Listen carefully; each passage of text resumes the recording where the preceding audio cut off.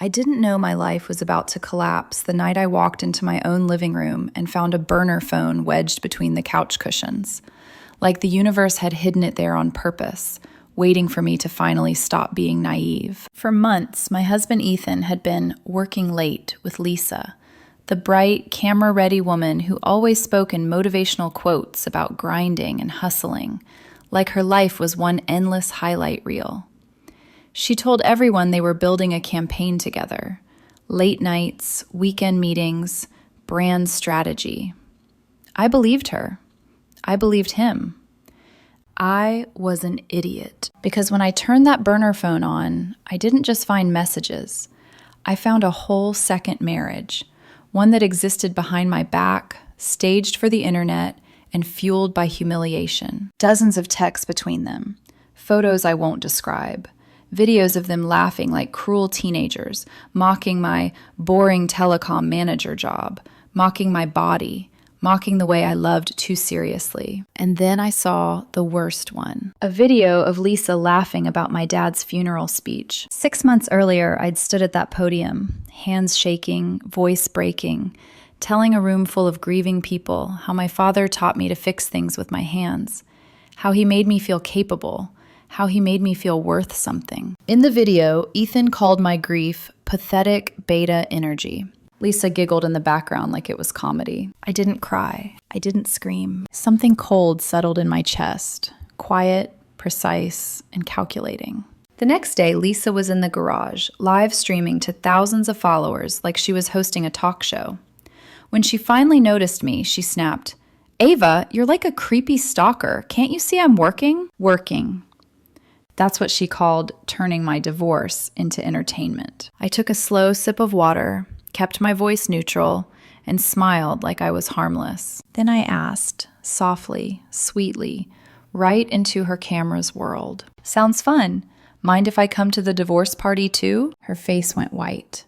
And in that moment, I knew Lisa wanted a show. So I decided to give her the biggest one she'd ever regret. Before I tell you what happened at that theater, before I tell you how a freedom party turned into the most public collapse our town had seen, I need you to understand who I was before Lisa turned my life into content. My name is Ava Mitchell.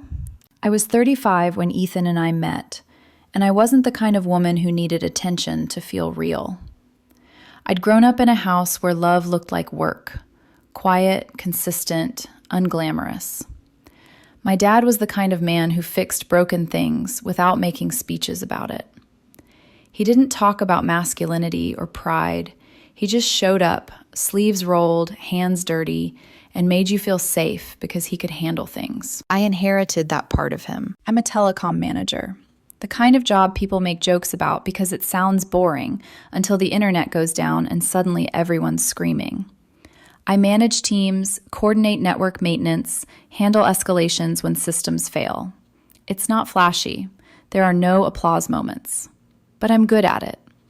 And I always liked the quiet dignity of being competent. Ethan was different. When I met him, he had this magnetic confidence, half charm, half hunger. He worked in sales, always chasing the next big account, the next commission, the next image of himself that looked bigger. He was the type to talk about momentum like it was a religion. He'd say things like, "We're building, Ava. We're leveling up." And when he looked at me back then, it felt like he meant we. He courted me in ways that felt simple but sincere. Late night tacos after my shifts, a hand on my lower back when we walked into crowded places, texts that said, "Home yet?" like my safety mattered to him. He met my dad within the first 6 months and acted respectful, called him sir, asked questions, laughed at his stories. My dad liked him. That mattered more to me than I admitted. We married after 2 years. The wedding wasn't extravagant. We didn't have influencer lighting or branded hashtags. We had family, friends, a small venue, and the kind of music that makes people dance because they're happy, not because they want to be seen. Ethan slid the ring onto my finger like it meant something permanent. He whispered, "It's you. It's always been you." I believed him. The first few years were fine. Not cinematic, real. He worked, I worked, we paid bills, argued about dishes, made up in bed, planned vacations we sometimes didn't take because life got in the way. We weren't perfect, but we were stable. Then my dad got sick. It happened faster than I was ready for. Appointments, tests, hospital rooms that smelled like antiseptic and old fear. I became the daughter who handled logistics, paperwork, phone calls, insurance. Ethan came at first. He sat beside me, brought coffee, kissed my forehead like a supportive husband. But somewhere along the way, he started drifting. Not dramatically. Not in a way you can point at and scream, "There, that's the moment it died." It was quieter than that. He'd forget to ask how my dad was doing. He'd complain about how much time I spent at the hospital. He'd sigh when I cried, like my grief was inconvenient. And then, when my father passed, I stood at that podium and gave the funeral speech with my whole heart cracking open in public. Ethan hugged me afterward. He told people I was so strong. But later that night, when we got home, he didn't hold me. He went straight to his phone. At the time, I told myself he was coping in his own way. I didn't realize he was already learning how to live a second life in my shadow. And Lisa was just a name back then, a coworker, a social media consultant who helped with campaigns, a woman who smiled too brightly when I met her once at an office event, the kind of smile that doesn't reach the eyes. She said, "I've heard so much about you." And Ethan, standing beside her, laughed too loudly, like he wanted me to believe the joke was harmless. I did, because that was my pattern. I believed until I couldn't. The thing about betrayal is that it never starts loud. It starts with absence. After my dad's funeral, Ethan was still physically there, but emotionally, he began slipping through cracks I didn't know how to seal. He'd sit beside me on the couch, phone angled just slightly away. He'd smile at messages that had nothing to do with me. When I asked what was funny, he'd say, "Work stuff," in a tone that discouraged follow-up. And I let it, because grief makes you tired in places sleep can't reach. Lisa's name came up more often after that, always casually, always wrapped in professionalism. Lisa thinks this campaign could really pop. Lisa says we should lean into personal branding. Lisa's great at reading trends. Lisa. She became this invisible third presence in our marriage, never acknowledged as a threat, but always hovering. When I finally met her properly at a company mixer, she hugged me like we were old friends. Too familiar, too close. "You must be Ava," she said brightly. "Ethan talks about you all the time." I remember thinking, that's funny. He barely talks to me at home. She dressed like a walking Instagram ad. Effortless, curated, confident in a way that felt rehearsed. Every movement was intentional, every laugh angled toward whoever might be watching. When she spoke to Ethan, her hand lingered just a second too long on his arm. I noticed. But I didn't confront. Instead, I started collecting tiny moments that didn't quite add up. Ethan coming home later than usual, smelling like cologne he didn't wear for me. Weekend strategy meetings that never produced tangible results. A sudden obsession with the gym, with looking camera ready. A defensiveness that flared whenever I asked questions. Nothing explosive, just enough to make me feel like I was being unreasonable. "You're being paranoid," he'd say, rubbing his temples. "Can we not do this right now?" "I'm under a lot of pressure, Ava." And the worst part? Sometimes Lisa echoed him, without even being there. Her language crept into his mouth. Phrases like toxic energy, negative mindset, victim mentality. Words that subtly reframed my pain as a flaw in me. When I cried one night, quietly, from sheer exhaustion, he sighed and said, "I just can't deal with this sadness all the time." That sentence lodged somewhere deep in my chest and stayed there. Around the same time, his family started shifting too. His sister stopped checking in. His mother grew colder, more formal, like she'd been briefed.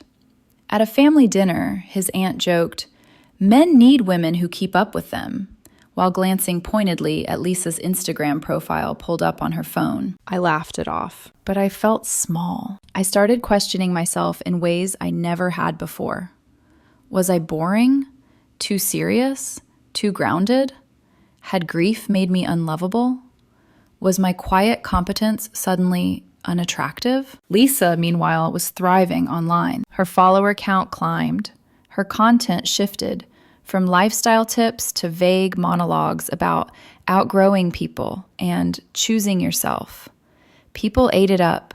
They praised her courage, her authenticity. I watched one of her videos late at night, volume low, Ethan asleep beside me. She looked straight into the camera and said, "Sometimes the hardest thing is leaving behind a life that no longer aligns with who you're becoming." My stomach twisted, because I knew, without proof, without evidence, that she wasn't just talking to her audience. She was talking about me. Still, I stayed quiet because I didn't want to be the suspicious wife, the insecure woman, the one who accused without evidence. I told myself I needed facts. What I didn't know then was that the facts were already sitting in my living room, hidden between couch cushions, waiting for me to finally stop protecting people who had already decided I was disposable.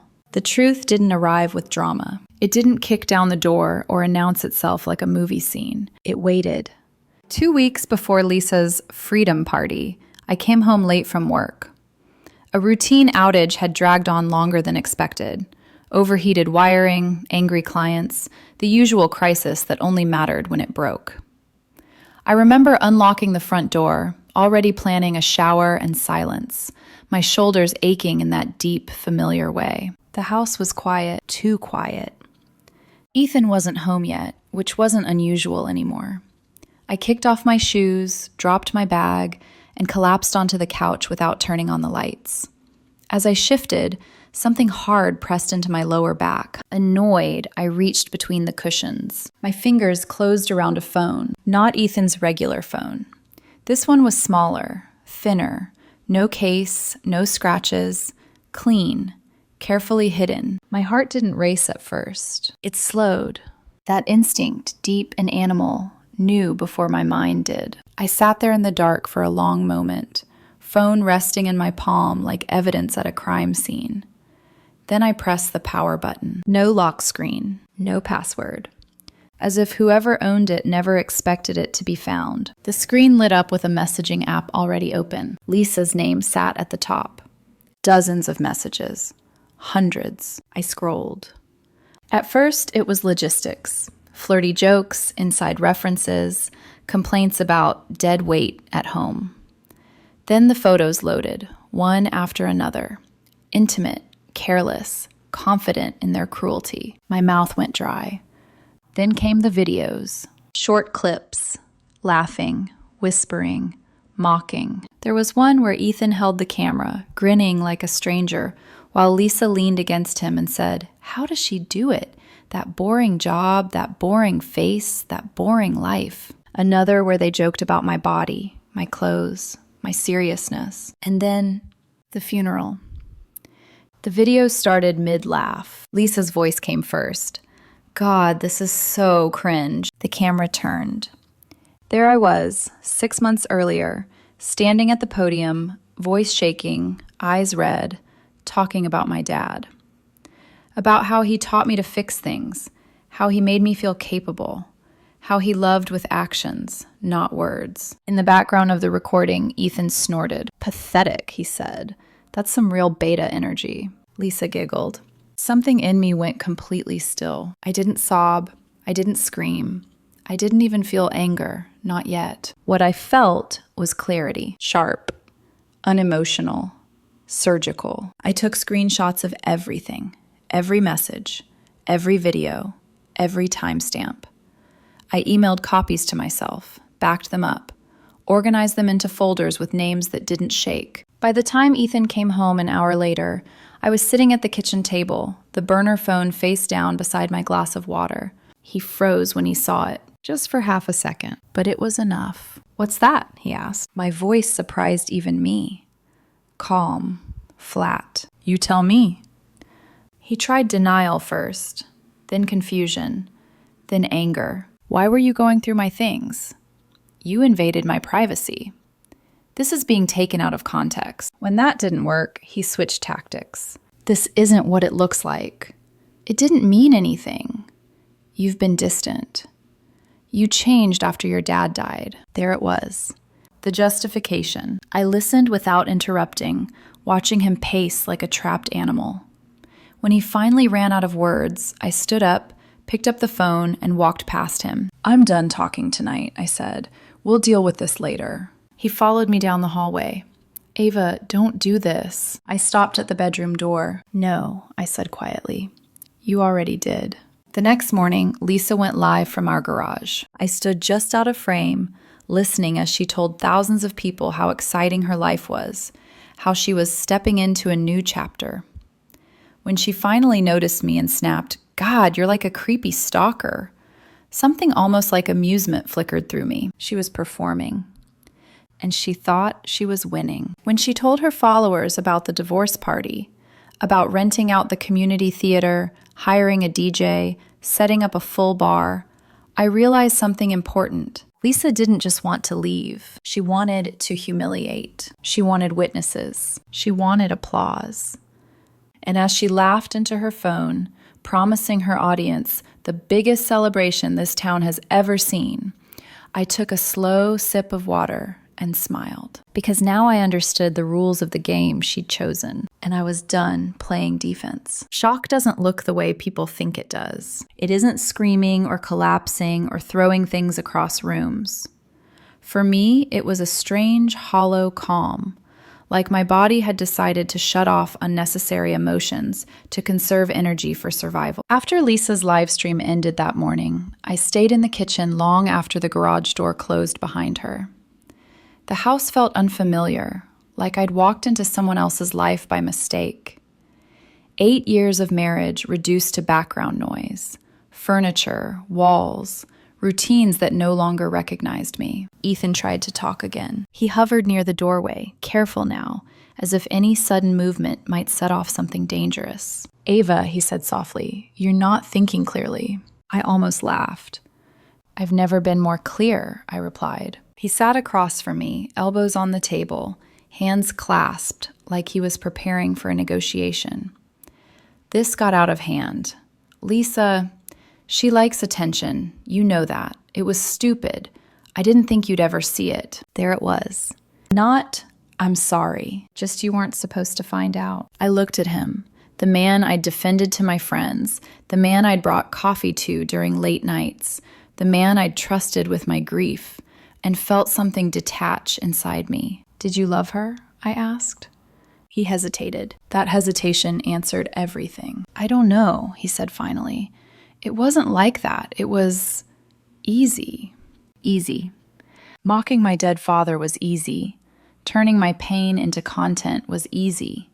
Letting another woman laugh at my grief was easy. I stood up, my legs steady despite the earthquake moving through my chest. I'm staying at my mom's tonight, I said. Don't follow me, don't text me, don't explain. He reached for my wrist. I stepped back. Touch me again, I said quietly, and this conversation changes. He dropped his hand. At my mom's house, I finally broke, but not the way I expected. I didn't cry right away. I sat at the small kitchen table where I'd done homework as a kid, hands wrapped around a mug of coffee my mom poured without asking. She watched me with that calm, clinical focus she'd developed after 30 years as a nurse. You're pale, she said. Talk. So I did. I showed her the screenshots, the messages, the videos. She watched in silence. When the funeral clip played, her jaw tightened. Her coffee cup hit the table hard enough to rattle the spoon. That woman, she said quietly. And your husband let her say that. I nodded. For the first time since finding the phone, tears finally came. Not loud, not dramatic, just a steady leak of grief and rage and humiliation I've been holding back to stay functional. I keep wondering what I missed, I said, what I ignored, what I did wrong. My mom reached across the table and took my hand. You didn't miss anything, she said. You trusted someone who didn't deserve it. That's not a flaw. That night, lying in my childhood bedroom, I stared at the ceiling and replayed every moment of the last year. Every dismissed instinct, every swallowed question, every time I chose peace over truth. By morning, the sadness had shifted. It didn't disappear. It focused. I realized something important. This wasn't just about cheating. This was about control. Lisa didn't just want Ethan. She wanted an audience. She wanted to turn my humiliation into her brand, my marriage into her storyline, my silence into proof that she'd won. And Ethan wanted to be admired, wanted to feel superior, wanted to feel powerful without earning it. They thought I would react the way I always had, quietly, privately, politely. They thought I'd disappear. That afternoon, Ethan texted, "We need to talk. This is getting out of control." I didn't reply. Instead, I opened my laptop. I started organizing files.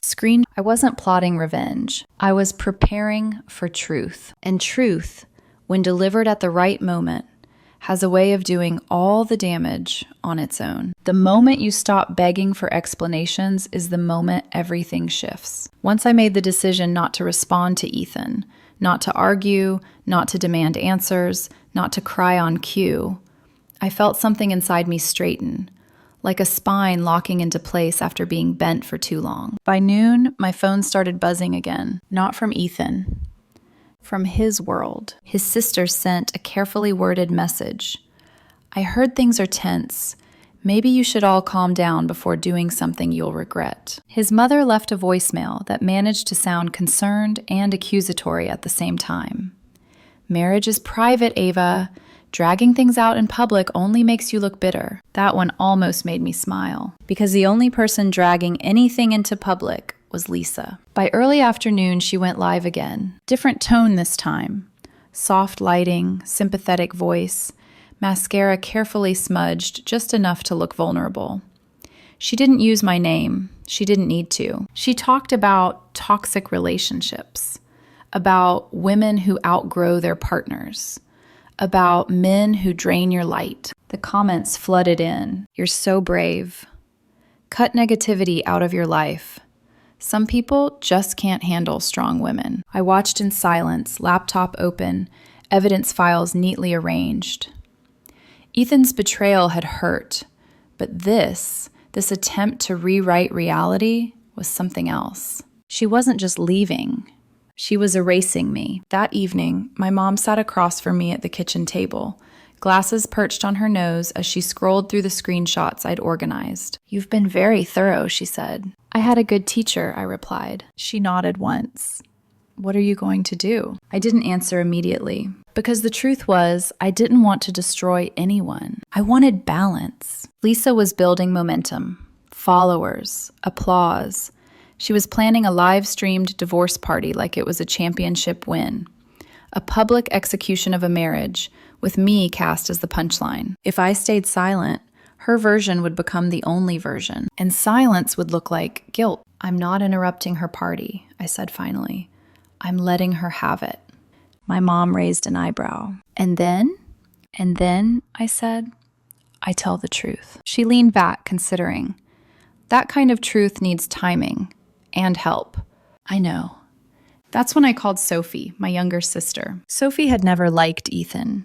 She'd tolerated him for my sake, but she'd always seen the impatience beneath his charm, the way he talked over me in group conversations, the way he corrected me like I was a junior employee instead of his wife. She answered on the second ring. "I saw the live stream," she said.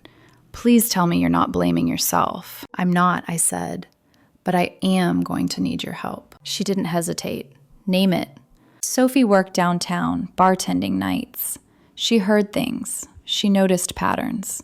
She knew who talked too much after their second drink. "I need eyes," I told her, "and time-stamped facts. Nothing illegal, nothing fake."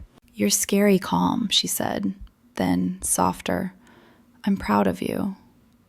Next call was to Wes. Wes had been my friend for 5 years. The kind of man who fixed problems quietly and didn't need applause for it. We'd bonded at work over bad coffee and worse system outages.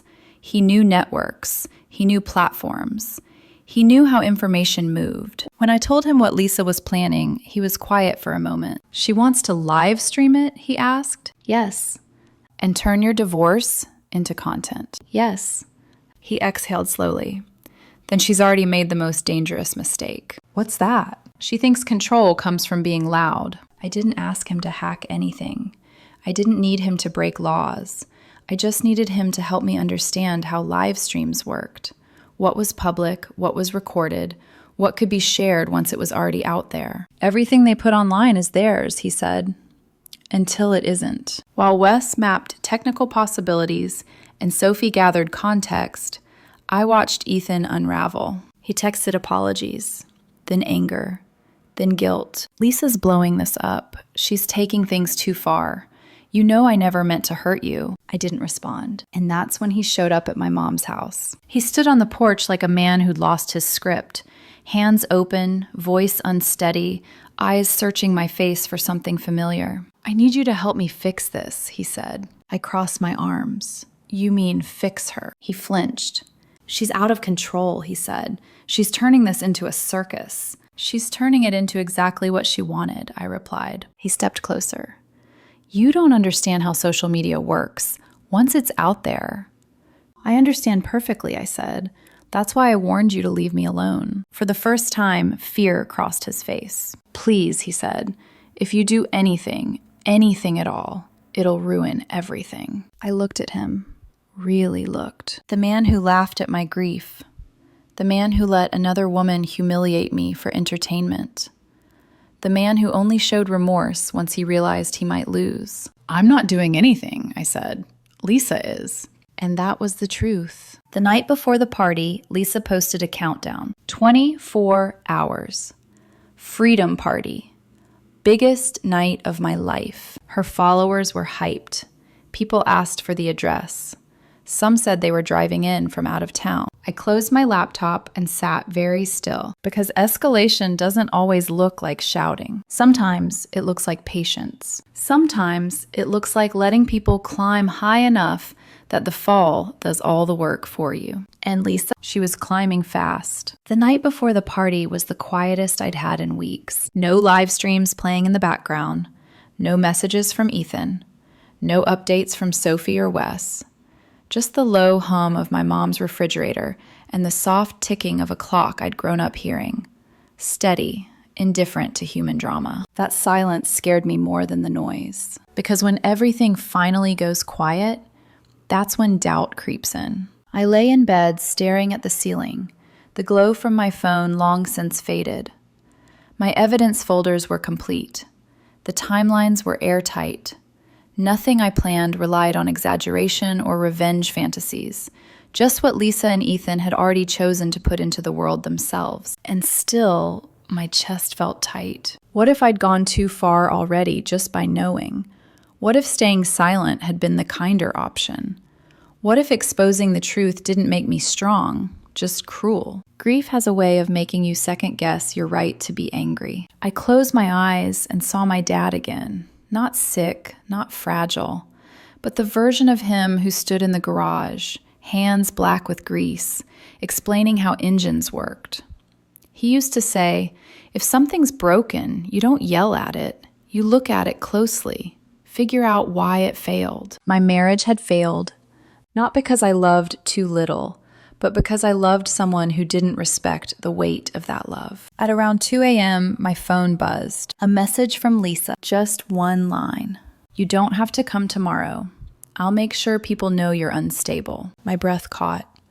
There it was, the threat, stripped of filters and empowerment language. Not about boundaries, not about healing, about control. I didn't reply. Instead, I sat up and wrapped my arms around myself. The way I had the night my dad died. The way you do when you realize no one is coming to save you from what's next. Around dawn, exhaustion finally pulled me under. I dreamed of standing in that theater alone, lights blinding, audience invisible, trying to speak while my voice kept cutting out. Every time I opened my mouth, laughter echoed back at me. I woke up shaking. The morning of the party arrived, gray and heavy, like the sky was holding its breath. My mom found me at the kitchen table, staring into a cup of coffee I hadn't touched. "You don't have to do this," she said gently. "I know," I replied. She studied me for a long moment. "Then why are you?" I swallowed. "Because if I don't, I disappear." She nodded once. No judgment, just understanding. By afternoon, Sophie texted, "Everything's set. You still good?" Wes followed with, "Standing by. Remember, once it starts, there's no rewinding." I typed back the same thing to both of them. I know. At 6 p.m., I went back to the house Ethan and I had shared, just long enough to shower and change. The place felt hollow, like a museum curated by strangers.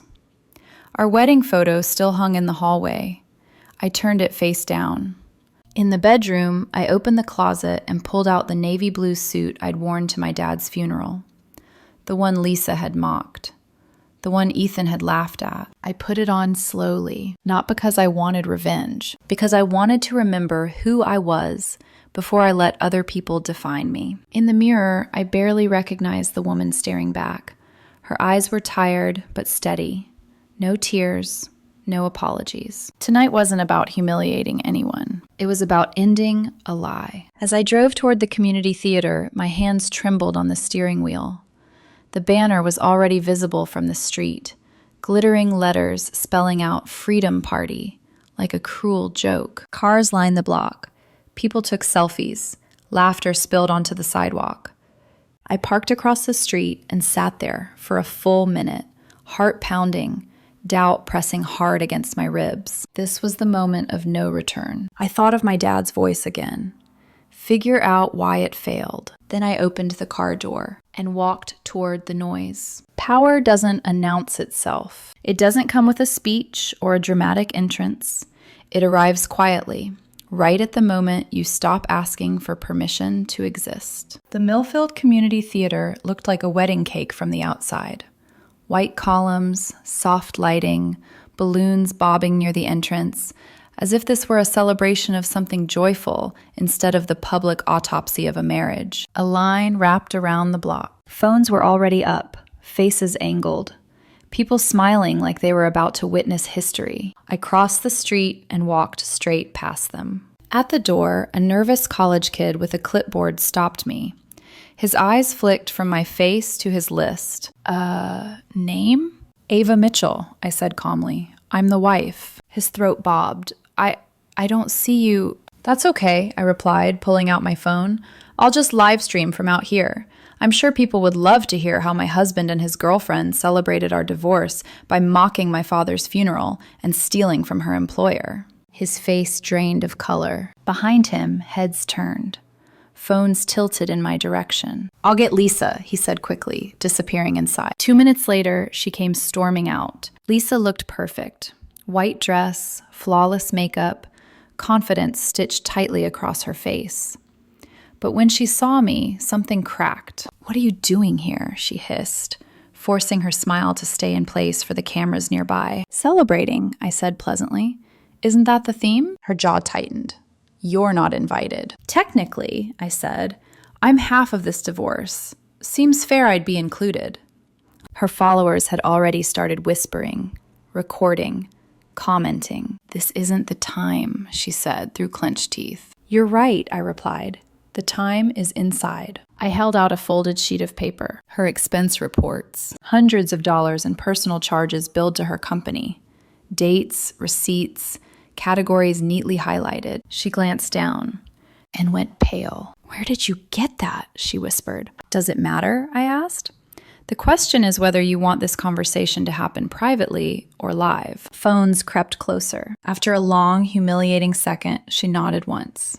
5 minutes, she said. Then you leave. Inside, the theater had been transformed into a nightclub. DJ booth, full bar, massive screen displaying her live stream feed. Around 200 people milled about, drinks in hand, waiting for the show. Near the bar stood Ethan. When he saw me, his face darkened. What is she doing here? He demanded. I came to congratulate you, I said.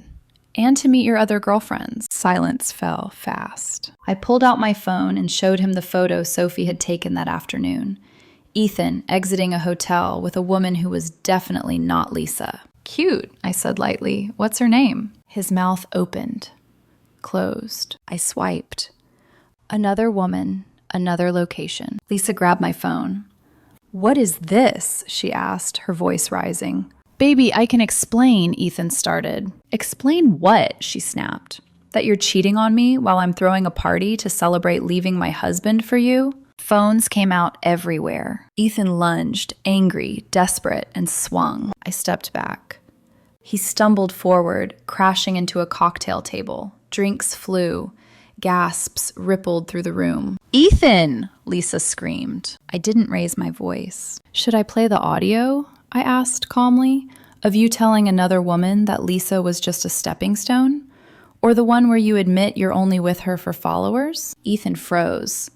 Lisa stared at him like she was seeing him for the first time. And that was the moment it shifted. Not when people whispered, not when phones recorded, but when Lisa realized she wasn't the director of this story anymore. She checked her watch. 9:15 p.m. Her live stream was supposed to have started 15 minutes ago. I need a minute, she said, voice shaking. Take all the time you need, I replied. I'll wait. I walked to the bar and ordered a beer. The bartender slid it to me without charging. My phone buzzed. Wes, ready when you are. Sophie, local news just arrived. I typed one word to Wes. Wait, because the truth is most powerful when people think they're still in control. Lisa wiped her face, straightened her shoulders, and picked up the microphone. Sorry for the delay, she announced brightly. Just a little uninvited drama. But we're not letting negative energy ruin our celebration. Cheers erupted. She went live. Followers flooded in. Thousands, tens of thousands. Hey, beautiful people, Lisa said into her camera. Tonight we're celebrating freedom, new beginnings, cutting toxic people out of our lives. I finished my beer, pulled out my phone, and sent Wes a single word. Now. The shift was instant. 1 second, Lisa was smiling into her phone, bathed in ring light, framed like a heroine stepping into her next chapter. The next, her live stream flickered, glitched, then cut, not to black, but to a video montage that did not belong to her. At first, the crowd didn't understand what they were seeing. The screen filled with footage pulled straight from Lisa's burner phone. Her and Ethan in bed, laughing, whispering, mocking. Her voice rang out through the theater speakers, clear, unmistakable. God, she's so boring. That job, that face, that life. Gasps rippled through the room. Phones tilted upward as people realized the content wasn't staged. This wasn't drama for engagement. This was evidence. The comment feed on Lisa's phone exploded, confusion turning to shock in real time. What is this? Is this real? Lisa, what the hell? She stared. Nothing happened. The next clip played. My father's funeral. My voice, cracking, raw, filled the room as I spoke about the man who taught me how to fix things with my hands. How he showed love through action. How he made me feel capable. Then Lisa's laugh. Ethan's voice, smug and cruel. Pathetic. That's some real beta energy. The theater went dead silent. Then the comments turned. This is disgusting. Unfollowing. You mocked her dead father? What kind of person does that? Lisa screamed at her phone, shaking it like that might force it to obey. The stream kept running. Next came the receipts. Screenshots of her expense reports, personal shopping, dinners. Charges billed to her company under client outreach. Audio of her bragging about making corporate idiots pay for her lifestyle. Her face crumpled. Then Ethan's turn. Photos flashed across the screen. Him with different women, different days, different lies. Audio clips of him promising each one that he was leaving the influencer soon. Text messages calling Lisa useful and good for engagement. The room erupted. Not in cheers, but in stunned murmurs and frantic whispers. Lisa collapsed into a chair, her phone slipping from her hands. The live stream continued, now broadcasting her breakdown to tens of thousands of viewers. Ethan lunged for the phone. I stepped in front of him. I wouldn't, I said calmly. The stream's locked. Only my friend can end it, and he's not going to. You ruined us, he snarled. I met his eyes. I didn't ruin anything. I just showed people who you really are. Around us, the party dissolved. Guests slipped out quietly. Influencers who'd come for selfies fled like the building was on fire. The DJ cut the music. The bar shut down. But the cameras stayed. A local news reporter approached me, microphone raised. Can you tell us what's happening here tonight? I looked into the lens. What's happening, I said evenly, is that my husband and his girlfriend decided to turn my divorce into content to humiliate me. So I decided to let the truth speak for itself. Behind me, Lisa sobbed, broadcast live to an audience that kept growing. Ethan backed away, phone pressed to his ear, voice frantic. No one was coming to save him. My phone buzzed. Wes, viewer count just crossed 50,000. It's spreading fast. End it? I looked at Lisa, her perfect night in ruins, the banner above her reading Freedom Party, now hanging crooked and absurd. I thought of 8 years of marriage, of silence mistaken for kindness, of grief turned into a punchline. I typed back, let it run. Sponsors were already pulling out. Her follower count dropped by the hundreds each minute. Her phone vibrated nonstop, notifications she couldn't outrun. Ethan headed for the exit. Leaving so soon? I called after him. Don't you want to support Lisa through this? He stopped, turned, rage twisting his face. This isn't over. Yes, it is, I said. Your cards are maxed. Your car's being repossessed. By morning, everyone will know exactly who you are. He left without another word. I walked over to Lisa. She looked up at me, eyes red and swollen. Why? She whispered. Because you wanted an audience, I said quietly. And because the truth doesn't need me to yell. She reached for my sleeve. Please, turn it off. I'm sorry. Sorry for cheating, I asked. Or sorry you got caught? She couldn't answer. I straightened, took one last look around the emptying theater, and turned toward the exit. Behind me, the live stream kept rolling, her empire collapsing in real time. I didn't look back. The morning after felt unreal. I woke up in my childhood bedroom at my mom's house, sunlight cutting across the floor like nothing extraordinary had happened. For a few seconds, I almost believed it had all been a nightmare, until my phone started vibrating on the nightstand. I didn't touch it right away. I lay there listening to the house wake up, the clink of a mug in the kitchen, the familiar rhythm of a place that had never asked me to perform to be loved. When I finally picked up my phone, the screen flooded with notifications. The live stream had gone viral overnight, not just local, not just trending, national. Clips everywhere, commentary videos, reaction threads, people dissecting Lisa's words, Ethan's lies, my silence. Some called me cruel, others called me brave. Most just watched, hungry for spectacle. I turned the phone face down. For the first time since my dad's funeral, I felt light, not happy, not triumphant, free. Lisa lost everything within days. Her job, her sponsorships, her audience. The same people who had praised her authenticity turned on her with ruthless speed. Ethan vanished from town soon after. No farewell, no redemption arc, no audience willing to listen. I didn't follow either of them online. I didn't need to. What mattered was quieter. I went back to work. I took long walks without checking my phone. I cooked dinners that didn't need to be photographed. I slept through the night without rehearsing conversations that would never happen. One afternoon, I drove to the cemetery and sat beside my dad's grave, the grass cool beneath my palms. I didn't stay quiet this time, I told him. I don't know if you would have approved, but I didn't let them erase me. The wind moved through the trees, gentle and steady. I took that as enough. Here's the truth I learned, the one no viral clip can explain. Being kind doesn't mean being invisible. Being patient doesn't mean being weak. And silence, when used to protect people who are hurting you, isn't grace. It's self-erasure. I didn't destroy anyone. I stopped protecting a lie that required my humiliation to survive. And when the truth finally showed up, unaltered, unfiltered, It didn't need anger or revenge to do its work. It just needed to be seen. Some people chase attention their whole lives, not realizing that once the lights turn on, there's nowhere left to hide. As for me, I don't need an audience anymore. I have my name back, my voice back, my life, finally, back in my own hands.